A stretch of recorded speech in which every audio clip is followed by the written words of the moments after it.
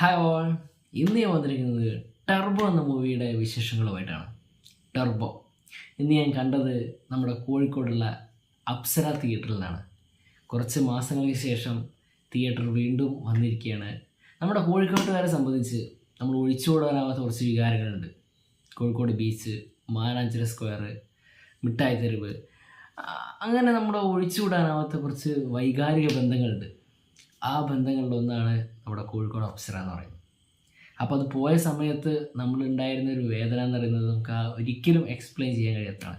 അപ്പോൾ വീണ്ടും ആ തിയേറ്ററിനുള്ളിലേക്ക് കയറി ചെലവുണ്ടാകുന്ന ഒരു സന്തോഷമുണ്ടല്ലോ, അതും ഒരിക്കലും എക്സ്പ്ലെയിൻ ചെയ്യാൻ കഴിയാത്തതാണ്. അങ്ങനെ ഇന്ന് വൈകുന്നേരം 5 മണിയുടെ ഷോക്ക് ടർബോന് ഞാൻ കയറി. അപ്പം പ്രതീക്ഷകളൊന്നും തന്നെയില്ല, കാരണം മിക്സഡ് റിവ്യൂസ് ആയിട്ടാണ് തിയേറ്ററിനുള്ളിലേക്ക് നമ്മൾ കേട്ടിട്ട് പോകുന്നത്. ഒന്ന് പറയുന്നത് വളരെ മോശമാണെന്നും മറ്റുള്ളവർ പറയുന്നത് ഒരു രക്ഷയില്ല എന്നുള്ളതും. അപ്പോൾ ഒന്ന് എക്സ്ട്രീം ലെവലിലെ 2 റിവ്യൂസാണ് നമ്മൾ കേട്ടിട്ട് പോകുന്നത്. അപ്പോൾ അതുകൊണ്ട് ജസ്റ്റ് തിയേറ്ററിൽ പോയിട്ട് നല്ലോണം ആർത്ത് കൈയടിച്ച് തിരിച്ച് വരിക എന്നുള്ള ഒറ്റ മൈൻഡ് സെറ്റുമായിട്ടാണ് തിയേറ്ററിലേക്ക് പോയത്. അങ്ങനെ കയറിയപ്പോൾ ഞാൻ ഫസ്റ്റ് തന്നെ ഡൗൺ ആയി, കാരണം ഫാമിലി ഓഡിയൻസാണ് കുറേ ഉണ്ടായിരുന്നത്. ഇപ്പോൾ 2-3 ദിവസമായിട്ട് ഫുൾ നമ്മുടെ ഫാൻസും മറ്റ് ആൾക്കാരൊക്കെ വന്ന് കയറി പോയതുകൊണ്ട് തന്നെ ഇന്ന് കുറച്ചൊരു ഓളം വളരെ കുറവായിരുന്നു. ജസ്റ്റ് സർട്ടിഫിക്കറ്റ് കാണിച്ചപ്പോൾ തന്നെ ആരും കൈയടിക്കാത്തപ്പോൾ ഞാൻ വിചാരിച്ചു ഓക്കെ, ഇന്ന് വന്നതിൻ്റെ ലക്ഷ്യം എന്തായാലും ഇനി നടക്കില്ല എന്ന് മനസ്സിലായി. ജസ്റ്റ് നമ്മൾ തന്നെ കൈയടിച്ച് പോകേണ്ട ഒരു അവസ്ഥയായിരിക്കും എന്ന് തോന്നി. അങ്ങനെ മമ്മൂട്ടി കമ്പനീൻ്റെ പേരെഴുതി കാണിച്ചു. മമ്മൂക്കയുടെ ഇൻട്രോ വന്നു, നോർമൽ ഇൻട്രോ കേട്ടോ, നോർമൽ ഇൻട്രോ. അപ്പോഴൊക്കെ സാധാരണ കൈയടിയിൽ ഇങ്ങനെ പോയൊരു സിനിമ. പിന്നെ എവിടെയൊക്കെയോ ചില കോമഡികൾ വർക്കൗട്ട് ആവുന്നുണ്ട്, നമ്മൾ രസമായിട്ട് തന്നെ പോകുന്നു. പെട്ടെന്ന് എനിക്ക് അത്ര ഒരു കല്ല് കടിയായിട്ടൊന്നും തോന്നിയില്ല. ചില സമയങ്ങളിലൊക്കെ ചിരിക്കാനുള്ള സാധനങ്ങളൊക്കെ തന്നെ ഉണ്ട്. എന്നും കേട്ടും അടുത്ത കോമഡികളാണെങ്കിൽ പോലും ഇടയ്ക്കിടയ്ക്ക് ഓരോ സാധനങ്ങളൊക്കെ വരുമ്പം വർക്കൗട്ട് ആവുന്നുണ്ട്. പിന്നെ ഫൈറ്റ് നോർമൽ ഫൈറ്റുകളൊക്കെ തന്നെയാണ്, നമ്മൾ എടുത്തു പറയാനുള്ള സംഭവങ്ങളൊന്നുമില്ല. നോർമൽ ഫൈറ്റ്, അത് കുറച്ച് ടെക്നിക്സ് ആയി കൊണ്ടുവന്നൊരു രീതി. പിന്നെ BGM, എടുത്തു പറയേണ്ട BGM, ഹാറ്റ്സ് ഓഫ് ടു. ഈ സിനിമേൻ്റെ നട്ടെല്ലാണ് BGM എന്ന് പറയുന്നത്. ക്രിസ്റ്റോ സേവിയർ, അത് വില്ലന് കൊടുത്തതായിക്കോട്ടെ നായകന് കൊടുത്തായിക്കോട്ടെ, ഇടയ്ക്കിടയ്ക്ക് പോകുന്ന സാധാരണ സീക്വൻസിന് കൊടുത്ത BGM ആയിക്കോട്ടെ, അസാധ്യ ലെവലാണ് കേട്ടോ. അത് എടുത്തു പറയേണ്ട ഒരു സാധനത്തിന്. അതുപോലെ തന്നെ എഡിറ്റിംഗ്, കട്ട്സ്, എന്ത് ഈ സിനിമയിലെ പ്രധാനപ്പെട്ട 2 കാര്യങ്ങൾ പറയുന്നത് എഡിറ്റിങ്ങും പിന്നെ അതുപോലെ BGM-ഉമാണ്. പിന്നെ സ്റ്റണ്ടൊക്കെ എനിക്ക് ചില സീക്വൻസൊന്നും പഞ്ച് കിട്ടിയില്ല, പക്ഷേ ചില സീക്വൻസൊക്കെ നല്ലോണം പഞ്ച് കിട്ടുകയും ചെയ്തിട്ടുണ്ട്. ചില ഭാഗങ്ങളിലൊക്കെ നമുക്ക് ഞാൻ എണീച്ച് നോക്കി കഴിച്ചിട്ടുണ്ട്. എല്ലാവർക്കും അങ്ങനെ ഒരു ഫീൽ ഉണ്ടാവണമെന്നില്ല. എനിക്ക് പക്ഷേ കുറച്ച് ചില സീക്വൻസൊക്കെ വല്ലാട്ട് എഫക്റ്റ് ചെയ്തിട്ടുണ്ട്. പ്രത്യേകിച്ച് നമ്മൾ ട്രെയിലറിൽ നല്ല കട്ട്സാണ് കേട്ടോ. നമ്മുടെ ഈ സിനിമയിലെ മെയിൻ സംഭവങ്ങളൊക്കെ നമ്മുടെ ട്രെയിലറിൽ കാണിച്ചിട്ടുണ്ട്. അപ്പോൾ അതുകൊണ്ട് തന്നെ ട്രെയിലറിൽ നമുക്ക് വരുന്ന ആ സീക്വൻസ് അതിനെത്തുമ്പോൾ തന്നെ നമ്മളറിയാതെ നമ്മൾ കൈയടിച്ചു. ഈ ട്രെയിലറിന് അങ്ങനെ ഒരു ഗുണമുണ്ട്. ഈ ട്രെയിലറിൽ നല്ല രീതിയിലുള്ള സാധനം കാണിച്ചു കഴിഞ്ഞാൽ തിയേറ്ററിൽ അതിൻ്റെ ഡബിൾ എഫക്റ്റ് ഉണ്ടാക്കിയെടുക്കാൻ പറ്റും.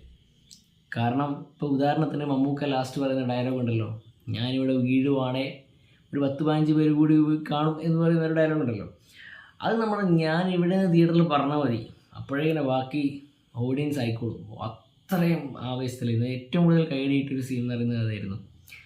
പിന്നെ ഇതിലെ മെയിൻ കാർ ചേസിങ് സീനുണ്ട്. നിങ്ങൾ കുറേ ആൾക്കാരുടെ ഇത് കേട്ടിട്ടുണ്ടാവും, അഭിപ്രായങ്ങളൊക്കെ കേട്ടിട്ടുണ്ടാവും. കാർ ചേസിങ് സീന്, ഫൈറ്റ്, അങ്ങനെ കുറച്ച് തുടങ്ങിയ മെയിൻ ഹൈലൈറ്റിങ് സീക്വൻസൊക്കെ ഉള്ളൂ. ജസ്റ്റ് നമുക്ക് വൺ ടൈം വാച്ചബിളായിട്ട് കണ്ടിരിക്കാൻ പറ്റിയൊരു സിനിമ തന്നെയാണ്. എനിക്കങ്ങനെ പ്രത്യേകിച്ച് മോശമാണ്, വളരെ മോശമാണെന്നുള്ളൊരു അഭിപ്രായമൊന്നുമില്ല. ജസ്റ്റ് നിങ്ങൾ കാണുന്ന ഒരു മസ്റ്റ് വാച്ച് ആയിട്ടുള്ളൊരു എക്സ്പീരിയൻസ് ആയിട്ടും ഫീൽ ചെയ്തിട്ടില്ല.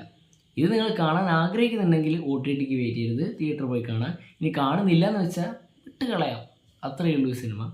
പിന്നെ നെക്സ്റ്റ് നമുക്ക് പറയാനുള്ള മമ്മൂക്ക എന്ന് പറയുന്നത് ഇപ്പോൾ പക്ക അങ്ങനെയുള്ള ടൈമാണ്.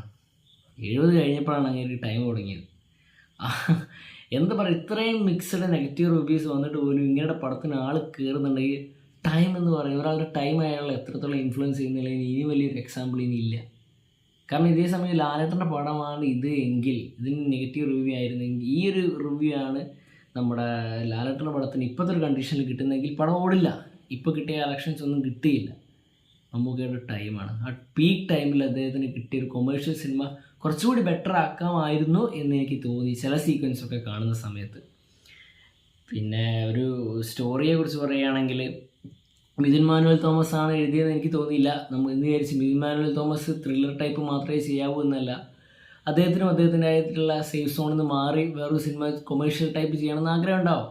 അപ്പോൾ അദ്ദേഹം ആ ഒരു ലെവലിൽ സിനിമ എഴുതിയിട്ട് അത് അത്രയും കൂട്ടി ആളുകളിലേക്ക് അക്സെപ്റ്റ് ചെയ്യാൻ പറ്റാത്ത ഒരുപക്ഷെ അതുകൊണ്ടായിരിക്കണം. കാരണം മിഥുൻ മാനുവൽ തോമസ് എന്ന് പറയുമ്പോൾ നമ്മുടെ മനസ്സിൽ അജ്ഞാപാതിൽ തന്നെയായിരിക്കും പലർക്കും മനസ്സിൽ വരിക. പിന്നെ വൈശാഖിൻ്റെ സ്ഥിരം പാറ്റേൺ തന്നെയാണ് സിനിമ. കുറേ ഫൈറ്റ് സീക്വൻസ്, കുറേ നല്ല നല്ല സെറ്റുകൾ.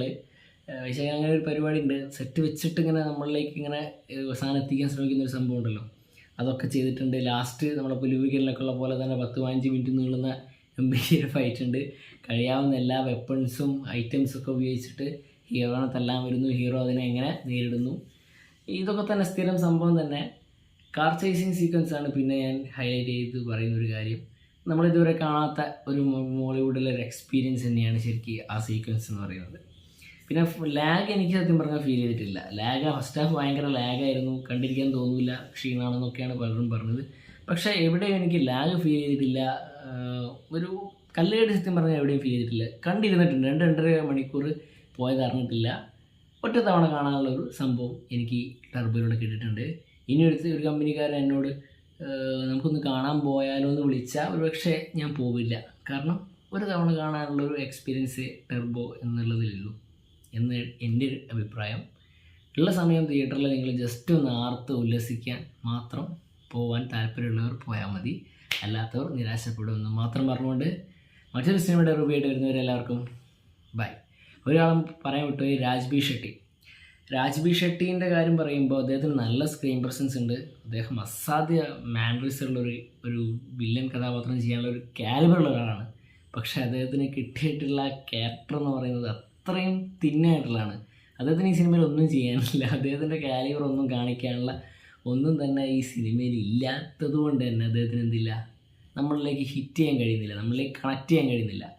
ഞാൻ കണ്ട റിവ്യൂസ് അല്ലെങ്കിൽ നമ്മുടെ ഗ്രൂപ്പുകളിലൊക്കെ വന്നിട്ടുള്ള സംഭവം എന്ന് വെച്ചാൽ ജയിലറിലെ വിനായകൻ്റെ അപ്പനായിട്ട് വരുന്നൊക്കെയാണ്. പക്ഷേ അത്രയൊന്നും ഇല്ല, അത്രയൊന്നും ഇതിൽ പെർഫോം ചെയ്യാനുള്ള ഒരു ചാൻസ് അദ്ദേഹത്തിന് ഇതിലില്ല എന്നുള്ളതാണ്.